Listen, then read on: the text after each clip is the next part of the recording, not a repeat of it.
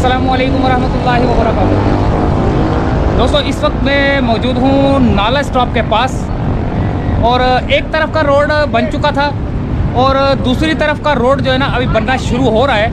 इस पे जो है ना वर्किंग चल रही है और काफ़ी ऊंचा रोड बनेगा, जिसकी मिसाल ऐसी है कि मैं आपको बता नहीं सकता। कि अभी मैं आपको दिखाता हूँ कि कितना ऊंचा रोड बनेगा, क्योंकि नाले की पोजीशन देख के मुझे अंदाज़ा हो रहा है कि काफ़ी ऊंचा रोड बनेगा।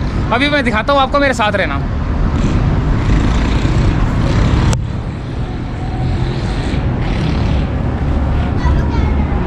ये देखें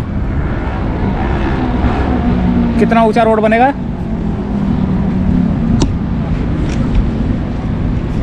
यानी कि मेरे हिसाब से अगर मैं यहाँ पे टांग लगाता हूँ, घुटने से भी ऊपर आ रही है मेरी टांग ना, तो इतना ऊंचा रोड है ये।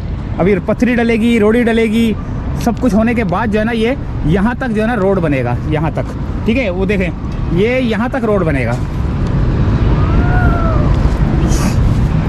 तो ये सूरत हाल थी उसकी नाला स्टॉप की दूसरी तरफ की। आगे की सूरत हाल भी देखते हैं।